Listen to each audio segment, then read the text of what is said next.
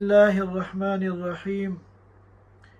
الحمد لله حمدا كثيرا طيبا مباركا عليه مباركا فيه كما يحب ربنا ويرضاه جل جلاله وعم نواله، صلى الله تعالى عليه وعلى آله وأصحابه وبارك وسلم تسليما كثيرا كثيرا.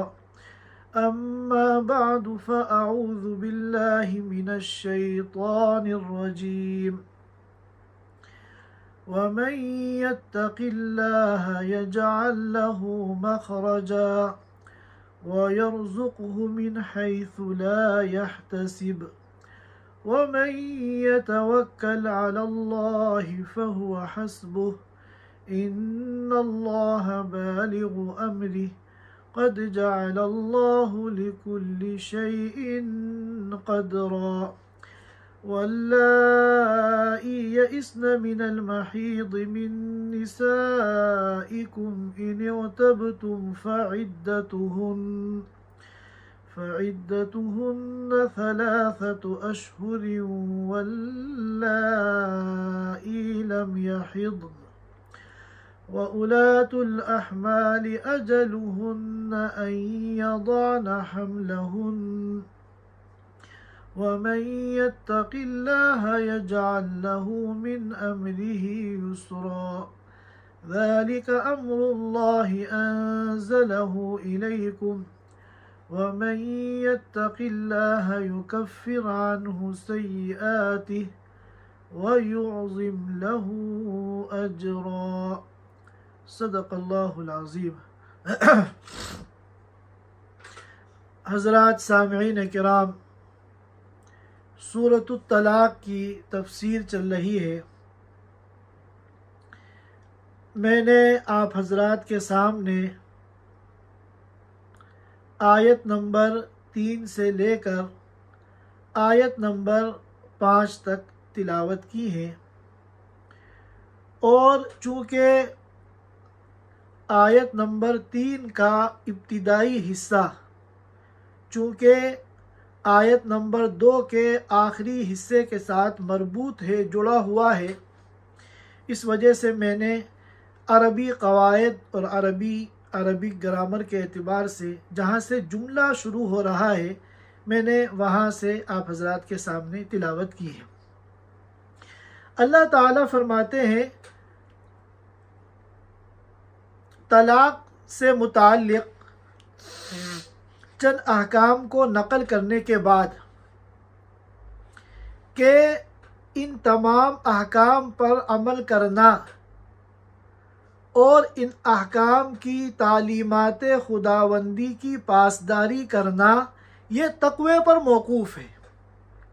جس کی زندگی میں تقوی ہوگا وہ اللہ کے ان مبارک احکام پر عمل کرے گا، اور جس کی زندگی میں تقوی نہیں ہے اور جس کے دل کے اندر تقوی نہیں ہے، ظاہر ہے کہ اس کے لیے ان احکام کی پامالی کرنا اور ان احکام کی مخالفت کرنا یہ کوئی مشکل نہیں ہے.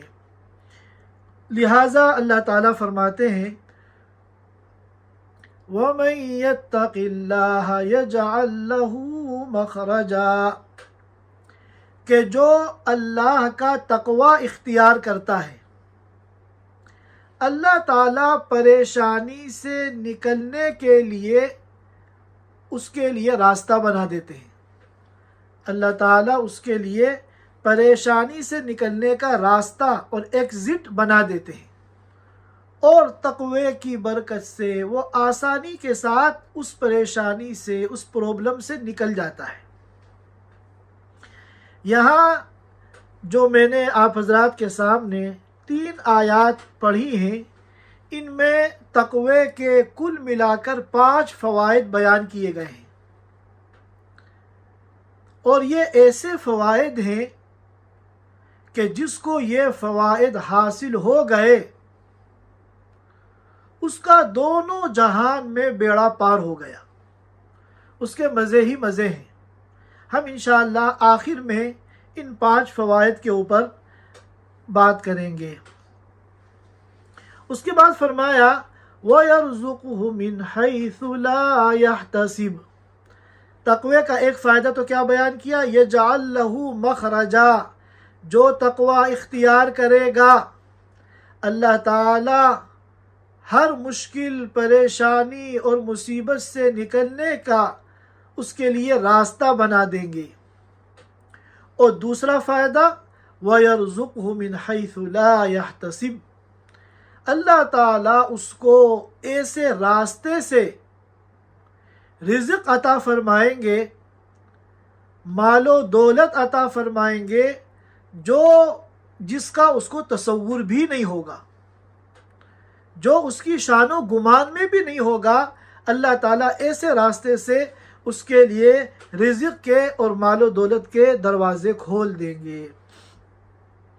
یہاں ابتدا میں تقوی کے 2 فائدے بیان کیے گئے ہیں، اور پھر 3 فائدے تقوی کے 5ویں آیت میں بیان کیے گئے ہیں.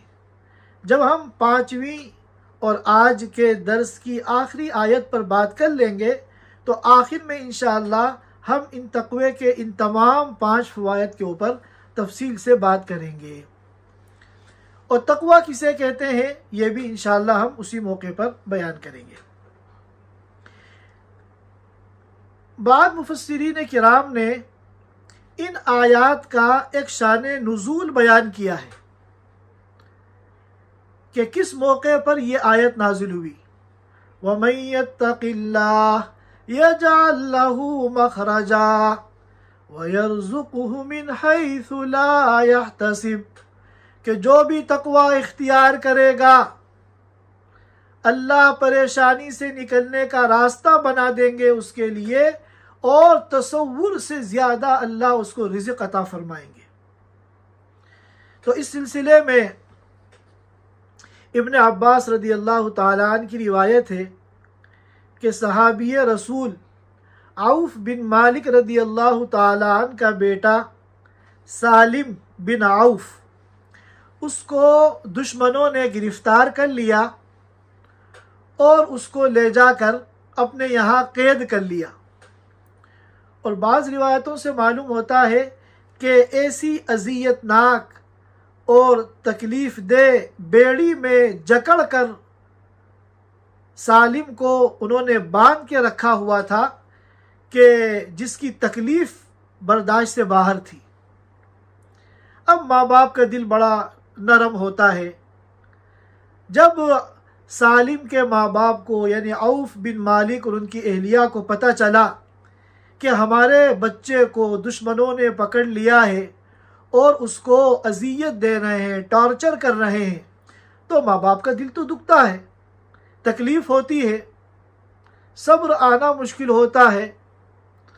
تو عوف بن مالک رضی اللہ تعالیٰ عنہ اللہ کے رسول صلی اللہ علیہ وسلم کی خدمت میں حاضر ہوئے اور اپنے بیٹے کی تکلیف کا ذکر کیا، اور بیٹے کی ان پریشانیوں کی وجہ سے ان کی ماں کے اوپر جو بیت رہی ہے اور ان کی ماں کے اوپر جو گزر رہی ہے اور بحیثیت باپ کے ان کو جو پریشانی لاحق ہے، یہ تمام باتیں اللہ کے رسول صلی اللہ علیہ وسلم کو انہوں نے تفصیل سے بتائی.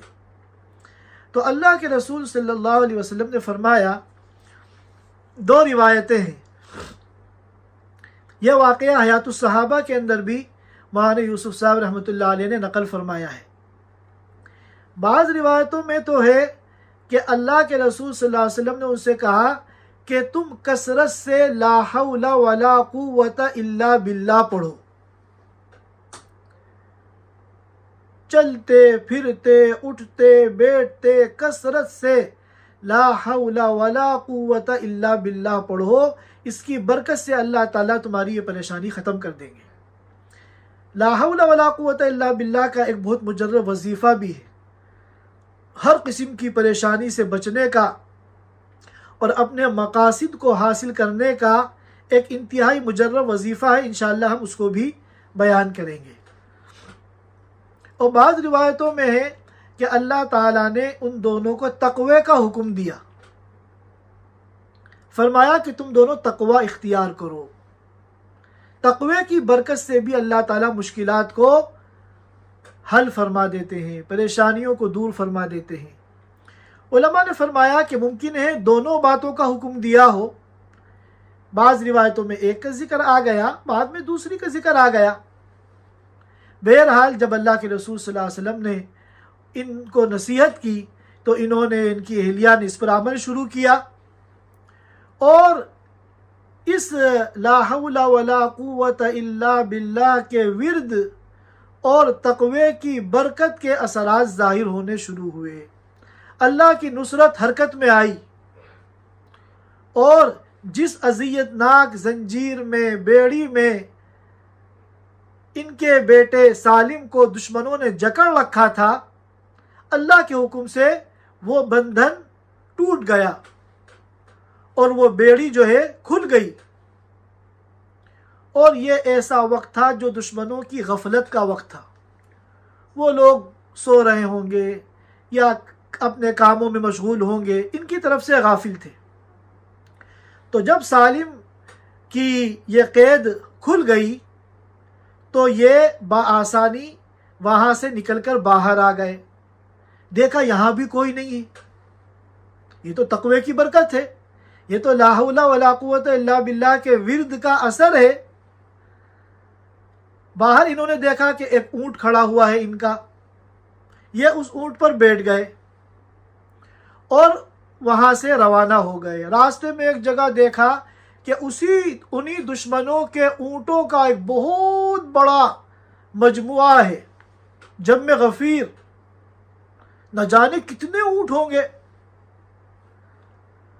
انہوں نے گزرتے ہوئے ان کو بھی اشارہ کر دیا تو وہ سارے اونٹ بھی ان کے پیچھے پیچھے چلنے لگے، اور اللہ کا کرنا کہ دشمنوں کو پتہ بھی نہیں چلا، یہاں تک کہ دشمن کے علاقے سے نکل کر ان کے تمام اونٹوں کے ساتھ، جو نہ جانے سینکڑوں ہوں، تعداد میں کتنے ہوں اللہ ہی جانتا ہے، یہ اپنے علاقے میں پہنچ گئے، یہاں تک کہ اپنے گھر میں پہنچ گئے۔ اور جب دروازے پہ انہوں نے کھڑکا کیا اور دستک دی اور ماں باپ باہر نکلے تو دیکھا ان کا بیٹا صحیح سالم کھڑا ہوا ہے۔ لیکن یہ صحابہ کرام کا تقویٰ تھا کہ بیٹے کو صحیح سالم دیکھ کر جو ان کو خوشی ہوئی، اس کے ساتھ ساتھ ان کو یہ فکر بھی ہوئی کہ اتنے سارے اونٹ یہ کہاں سے لے کے آ گیا۔ پوچھا یہ کیا ہے؟ انہوں نے کہا کہ جب میں وہاں سے نکلا تو راستے میں ان کے اونٹوں کا یہ مجموعہ مجھے ملا، تو میں نے ان کو بھی اشارہ کر دیا، یہ بھی میرے ساتھ پیچھے پیچھے آ گئے۔ تو ان کو فکر ہوئی کہ کہیں یہ ناجائز تو کام نہیں ہو گیا ہم سے، کہیں حرام طریقے سے تو یہ مال اور یہ اونٹ ہمارے پاس نہیں آ گئے۔ تو عوف بن مالک رضی اللہ تعالیٰ عنہ اللہ کے رسول صلی اللہ علیہ وسلم کی خدمت میں حاضر ہوئے اور ان کو پورا واقعہ بتایا، اور آپ سے یہ پوچھا کہ ان اونٹوں کا کیا حکم ہے؟ تو آپ نے فرمایا کہ یہ تمہارے ہیں، یہ تمہارے لیے حلال ہے، تمہارے لیے جائز ہے، اور تم اپنا مال سمجھ کر ان اونٹوں سے اب فائدہ اٹھاؤ۔ تو اس حدیث سے معلوم ہوا کہ اگر کوئی مسلمان کسی دشمن کی قید میں ہو اور وہاں سے کسی طرح وہ بچ کر نکل آئے، تو ساتھ میں اگر دشمن کا کوئی سامان لے کر آ جاتا ہے تو یہ مال غنیمت ہے اور یہ اس کے لیے حلال ہے۔ بلکہ جنگوں میں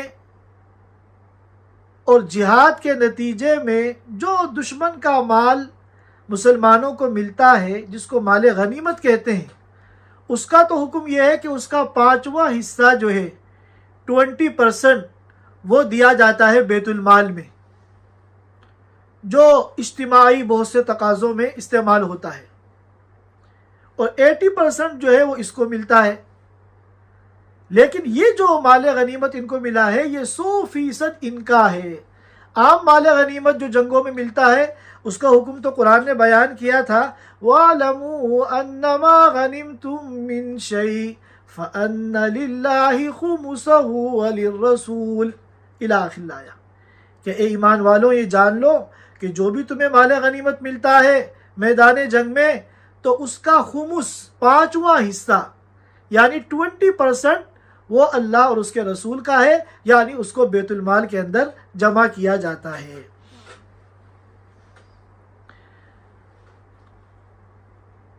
تو معلوم ہوا کہ اللہ کے نبی صلی اللہ علیہ وسلم کے کہنے پر عوف بن مالک رضی اللہ تعالی عنہ اور ان کی اہلیہ نے جب تقوی اختیار کیا تو اللہ تعالی نے نقد تقوی کے جو فوائد تھے وہ ظاہر فرما دیے۔ سب سے پہلا فائدہ کیا ہوا؟ یجعل لہ مخرجا، وہ جو پریشانی تھی، ان کا بیٹا سالم دشمنوں کے یہاں قید تھا اور زنجیروں میں تکلیف دہ زنجیروں میں جکڑا ہوا تھا، اللہ تعالیٰ نے اس کو اس مشکل سے نکال دیا۔ اور اس کے بعد وَيَرْزُقُهُ مِنْ حَيْثُ لَا يَحْتَسِبُ، اور تصور سے زیادہ اللہ نے ان کو رزق اور مال و دولت عطا فرمایا۔ اتنے اونٹ اتنی بڑی تعداد میں تو انہوں نے کبھی خواب میں بھی سوچے نہیں ہوں گے کہ ہمیں مل جائیں گے۔ تو یہ ہے تقوی کی برکت۔ تقوی کے 3 فوائد آگے آیتوں میں آ رہے ہیں، انشاءاللہ ان 5 کو ہم ایک ساتھ آخر میں بیان کریں گے۔ یہاں پر میں نے کہا تھا کہ لا حول ولا قوت الا باللہ کا ایک انتہائی مجرب اور انتہائی آزمودہ وظیفہ ہے، اور یہ جو وظائف ہوتے ہیں ان کو مجرب کیوں کہا جاتا ہے؟ کہ اللہ تعالیٰ نے ان پاک کلمات کے فوائد اور ان کی برکات اور ان کے ثمرات اپنے نیک بندوں کے اوپر کھولے ہیں، اور انہوں نے پھر اس کا تجربہ کر کے امت کو بتایا ہے۔ لہذا ان وظیفوں سے جو قرآن اور حدیث کے کلمات پر مبنی ہے فائدہ اٹھانا، یہ ایمان والوں کے لیے نہ صرف یہ کہ جائز ہے بلکہ یہ ان کے لیے بہت قیمتی متاع ہے۔ ہمیں بجائے مخلوق سے مانگنے کے اور مخلوق کی خوشامد کرنے کے، مخلوق کے آگے جھکنے کے، ہمیں ان وظائف سے اور اللہ کے پاک ناموں سے، اللہ کی مبارک آیتوں سے اور بزرگوں کے سلف صالحین کے تجربے سے فائدہ اٹھانا چاہیے۔ اس سے ہماری دنیا کی مشکل بھی آسان ہوگی اور آخرت میں بھی ہمارے لیے اجر و ثواب کا ایک بڑا ذخیرہ اسٹاک ہوگا۔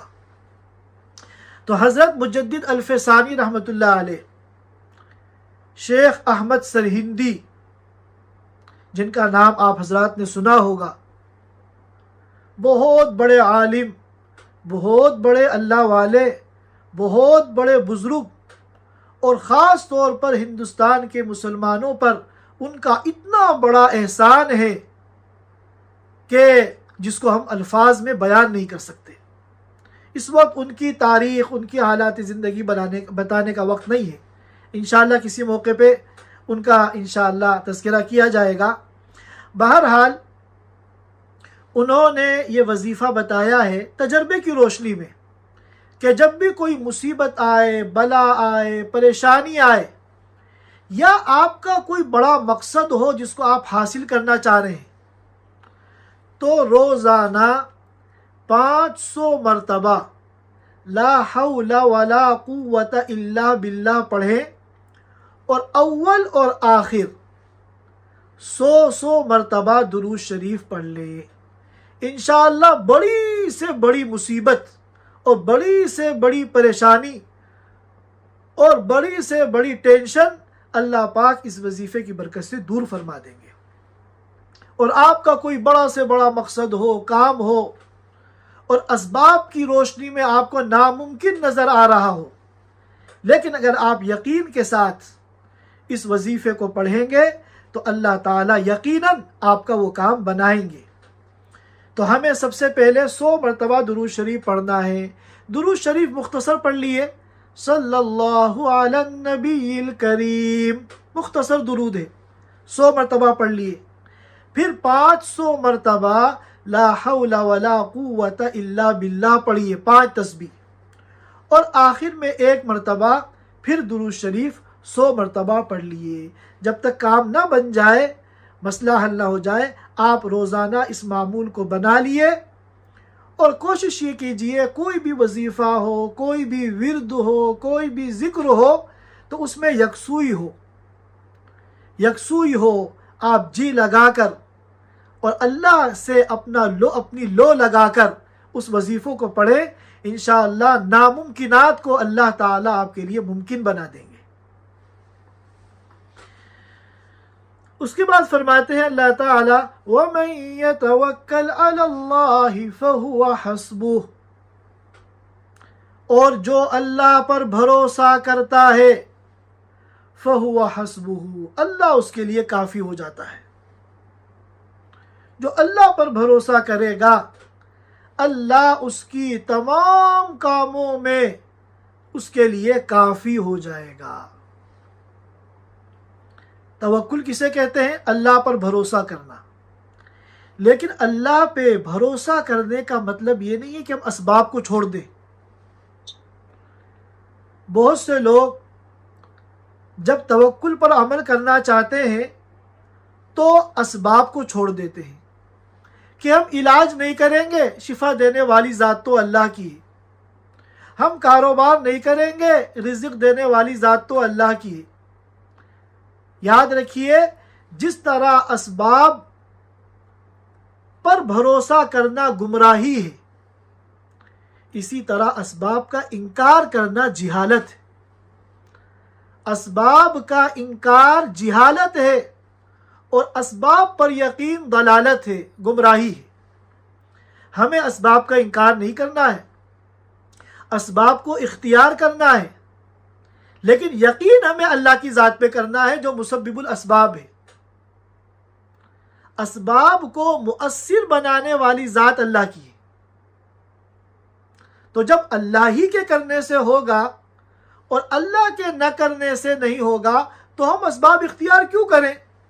جواب یہ ہے کہ اسباب اختیار اس لیے کریں کہ اللہ نے ہمیں حکم دیا ہے۔ اللہ نے اس دنیا کو دار الاسباب بنایا ہے، تو ہم جب بھی اسباب اختیار کریں تو یہ نہ سمجھیں کہ یہ اسباب ہمارا کام بنا دیں گے۔ کام بنانے والی ذات تو اللہ کی ہے، کام تو اللہ بنائیں گے، بلکہ ہم اس نیت سے اسباب اختیار کریں کہ اسباب کو اختیار کرنے کا اللہ نے ہمیں حکم دیا ہے۔ ایک صحابی نے پوچھا کہ اے اللہ کے رسول، میں اپنے اونٹ کو باندھ کر اچھی طرح پھر بھروسہ کروں، توکل کروں اللہ پر، یا اونٹ کو کھلا چھوڑ دوں اور پھر اللہ پہ بھروسہ کروں؟ یعنی اسباب کو اختیار کر کے میں بھروسہ کروں اللہ پر، یا اسباب کو چھوڑ کر اللہ پہ بھروسہ کروں؟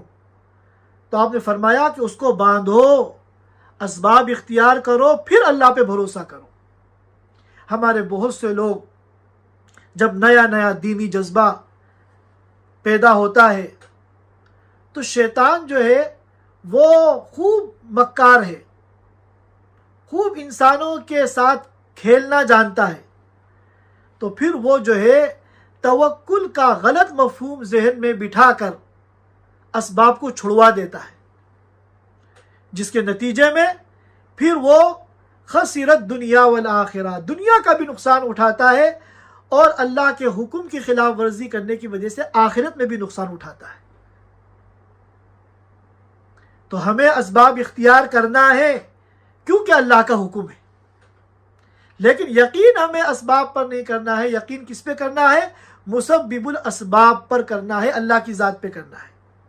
یہی وجہ ہے کہ اگر اسباب میں اونچ نیچ ہو جائے، اسباب ہمارے کمزور پڑ جائیں، تو ہم مایوس نہ ہو کہ اللہ اسباب تو جتنے ہو سکے ہم نے اختیار کر لیے، لیکن ہمیں یقین ہے کہ کام تو اسباب سے نہیں بنتا، وہ تو تیری ذات ہے، لہذا تیرا حکم جتنا ہم پورا کر سکتے تھے وہ ہم نے کر لیا، باقی کام بنانے والی ذات تو تیری ہے اور تو اسباب کا محتاج نہیں ہے، لہذا بغیر اسباب کے یا کمزور اسباب کے ساتھ آپ ہمارا کام بنا دیے، تو انشاءاللہ اللہ تعالیٰ آپ کا کام بنائیں گے۔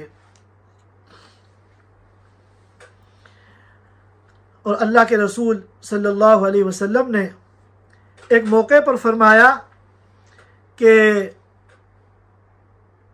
اللہ تعالیٰ پر ایسا توکل کرو، اللہ پر ایسا بھروسہ کرو جیسا کہ توکل کا حق ہے، توکل کا حق ادا کر دو تو اللہ تعالیٰ تمہیں اس طرح رزق عطا فرمائیں گے،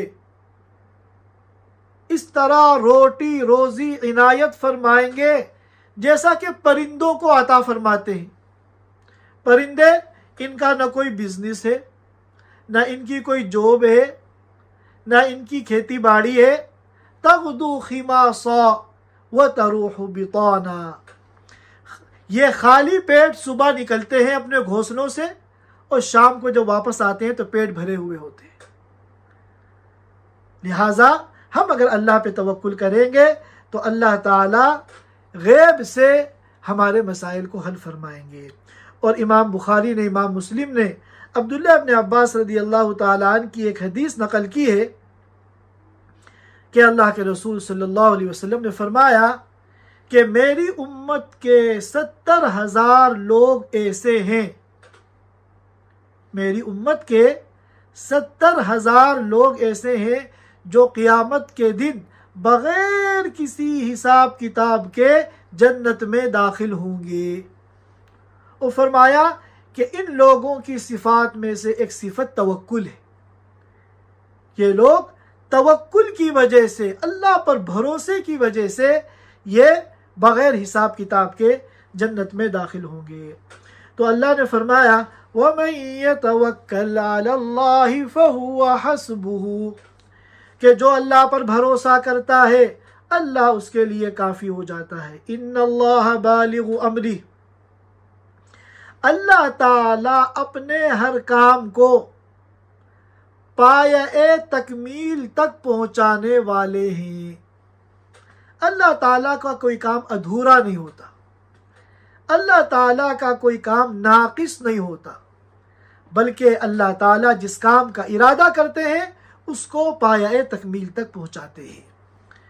قد جعل اللہ لکل شیء قدرا، اور اللہ تعالیٰ نے ہر چیز کی تقدیر متعین فرمائی ہے، ہر چیز سے متعلق جو بھی دنیا میں ہوتا ہے وہ اس تقدیر کے مطابق ہوتا ہے جو اللہ تعالیٰ نے دنیا کی تخلیق سے 50,000 سال پہلے لوح محفوظ کے اندر لکھ رکھی ہے۔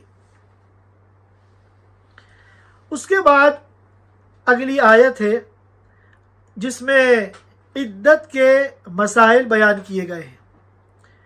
اللہ تعالیٰ فرماتے ہیں وَاللَّائِي يَئِسْنَ مِنَ الْمَحِيضِ مِن نِّسَائِكُمْ إِنِ ارْتَبْتُمْ فَعِدَّتُهُنَّ 3 أَشْهُرٌ وَاللَّائِي لَمْ يَحِضْنَ وَأُولَاتُ الْأَحْمَالِ أَجَلُهُنَّ أَن يَضَعْنَ حَمْلَهُنَّ،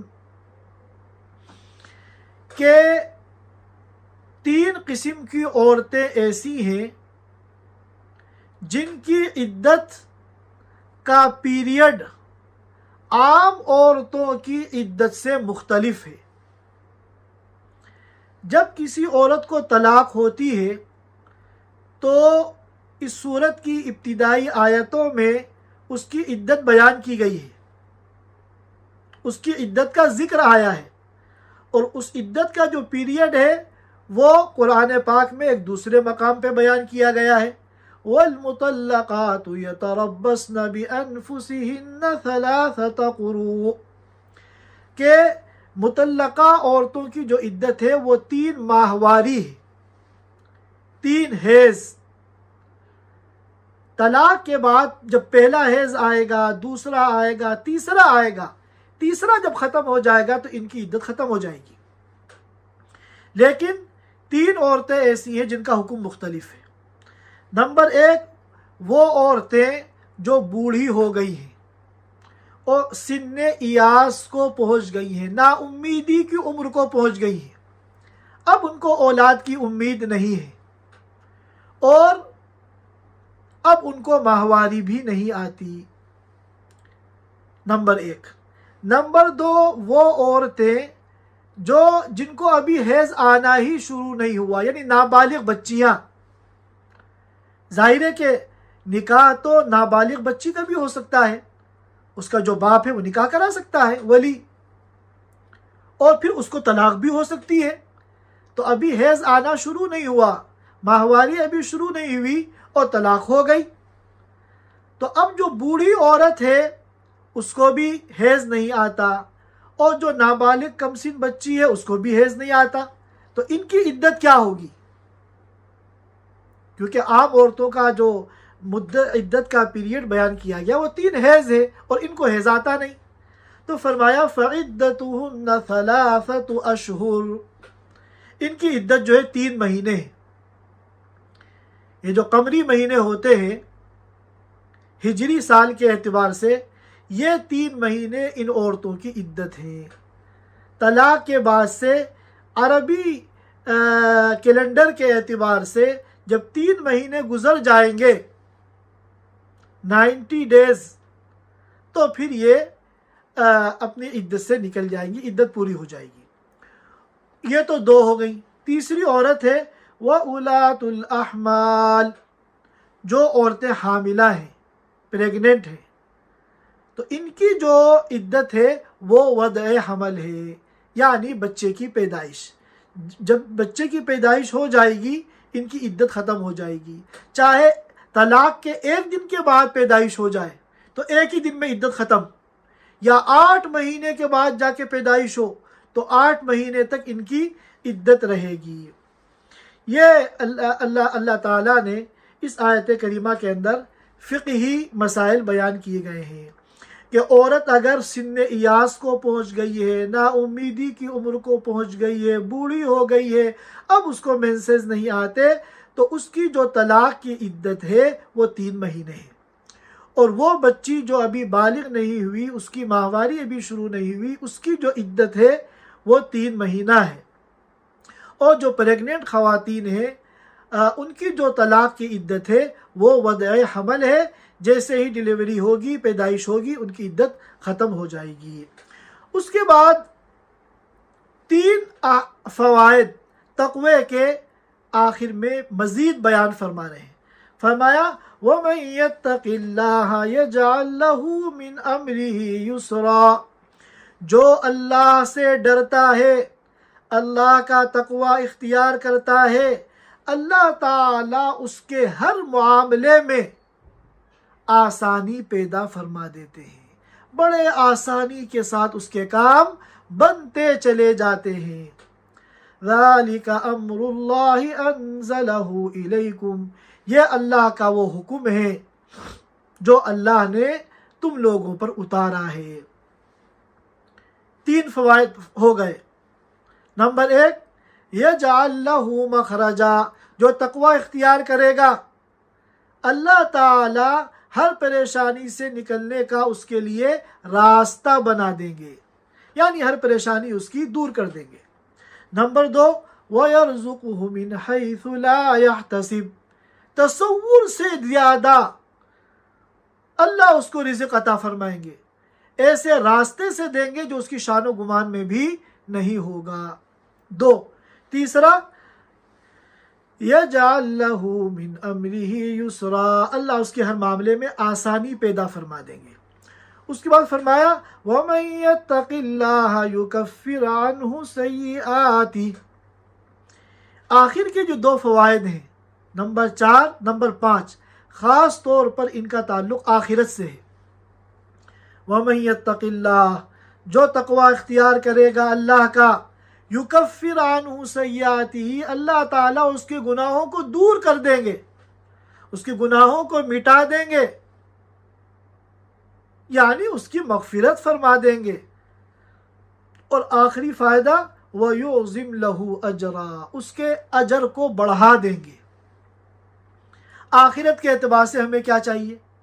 ہمارے گناہ معاف ہو جائیں، یکفر عنہ سیئاتہ، تقوی پر اللہ گناہوں کو معاف کر رہے ہیں، اور ہماری جو نیکیاں ہیں ان کا اجر بڑھ جائے، اجر و ثواب بڑھ جائے۔ یہ 2 کام اگر ہمارے ساتھ ہو جائے تو آخرت میں ہماری بلے بلے ہے، ہمارے مزے ہی مزے ہیں۔ تو یہ 5 فوائد ہیں۔ تقوی کسے کہتے ہیں؟ لغت میں تقوی کے معنی 2 آتے ہیں۔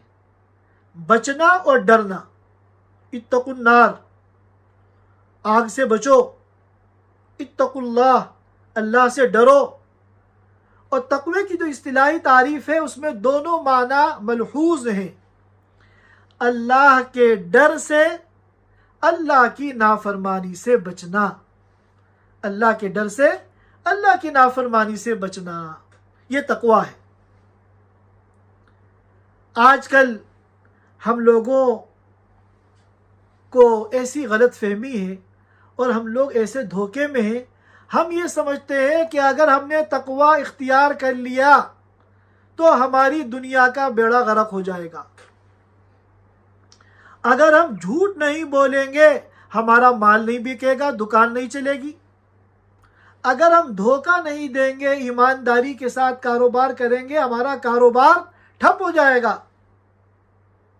ہم اگر نقلی سرٹیفکیٹ، جعلی سرٹیفکیٹ بنوا کر اگر ہم جاب حاصل نہیں کریں گے تو دنیا کے اعتبار سے ہم مارے جائیں گے، ہمیں جاب نہیں ملے گی. یہ سارا ہمارا دھوکہ ہے. ہم جو سمجھتے ہیں نا کہ ہم خرد برد کر کے لوگوں کو بیوقوف بنا کے، دھوکے دے کے، حلال اور حرام کی تمیز کو مٹا کے اور جھوٹ بول کے ہم خوشحال بن جائیں گے، تو ای خیال استو محال استو جنو، یہ بہت بڑا ہمارا دھوکہ ہے. اللہ تعالی صاف لفظوں میں فرماتے ہیں کہ اگر تم نے تقوی اختیار کیا، ایسے موقعوں پہ تم نے تقوی اختیار کر لیا کہ نہیں، جھوٹ بول کر، فارم کے اندر جھوٹی باتیں بھر کر میں یہ جاب حاصل نہیں کروں گا کیونکہ میرا اللہ مجھ سے ناراض ہو جائے گا، یہ تو جھوٹ ہے، دھوکہ ہے. میں جعلی سرٹیفکیٹ بنا کے یہ جاب حاصل نہیں کروں گا، میں جھوٹ بول کر یہ سامان نہیں بیچوں گا، میں اپنی ملازمت کے ٹائم میں ڈنڈی نہیں ماروں گا، میں ایمانداری کے ساتھ کاروبار کروں گا، بے ایمانی کے ساتھ نہیں کروں گا، میں دھوکہ نہیں دوں گا. تو یاد رکھیے، ہم یہ سمجھتے ہیں کہ اگر ہم تقوی اختیار کر لیں گے تو ہم تو لاس میں چلے جائیں گے. یہ ہمارا دھوکہ ہے. اللہ تعالیٰ فرماتے ہیں کہ جتنا تقوی اختیار کرو گے اتنا ہی میں تمہیں مالا مال کروں گا. انفرادی اعتبار سے بھی وَمَن يَتَّقِ اللَّهَ يَجْعَلْ لَهُ مَخْرَجًا، کہ جو تقوی اختیار کرے گا 5 انعام ملیں گے، 3 تو نقد دنیا میں اور 2 آخرت میں. یہ نمبر 1، يَجْعَلْ لَهُ مَخْرَجًا، ہر پریشانی سے اللہ تعالیٰ نکالیں گے. وَيَرْزُقْهُ مِنْ حَيْثُ لَا يَحْتَسِبُ، تصور سے زیادہ رزق عطا فرمائیں گے. نمبر 3، يَجْعَلْ لَهُ مِنْ أَمْرِهِ يُسْرًا، ہر معاملے میں اللہ آسانی پیدا فرمائیں گے. نمبر 4، يُكَفِّرْ عَنْهُ سَيِّئَاتِهِ، گناہوں کو مٹا دیں گے. نمبر 5، وَيُعْظِمْ لَهُ أَجْرًا، اور اللہ تعالیٰ نیکیوں کے اجر کو بڑھا دیں گے. لہٰذا ہم لوگوں کو چاہیے کہ اپنے اس دھوکے سے باہر نکلیں اور ہر کام میں تقوی اختیار کریں. انفرادی طور پہ تقوی اختیار ہوگا، یہ 5 فوائد ملیں گے. اور اجتماعی طور پر بھی اگر کوئی قوم تقوی اختیار کرتی ہے تو وہاں اللہ تعالیٰ اجتماعی برکتیں نازل فرمائیں گے. وَلَوْ أَنَّ أَهْلَ الْقُرَىٰ آمَنُوا وَاتَّقَوْا لَفَتَحْنَا عَلَيْهِمْ بَرَكَاتٍ مِّنَ السَّمَاءِ وَالْأَرْضِ، اللہ فرماتا ہے کہ اگر بستی والے ایمان لے آئیں اور تقوی اختیار کر لیں، لَفَتَحْنَا عَلَيْهِمْ بَرَكَاتٍ مِّنَ السَّمَاءِ وَالْأَرْضِ، تو ہم آسمان و زمین کی برکتوں کے دروازے کھول دیں گے اور برکتوں سے پوری بستی کو مالا مال کر دیں گے. اللہ تعالی ہم سب کو کہنے سننے سے زیادہ عمل کی توفیق عطا فرمائے. وآخر دعوانا ان الحمدللہ رب العالمین. Thanks for watching. Don't forget to like, comment, share and subscribe to Al Wahid channel.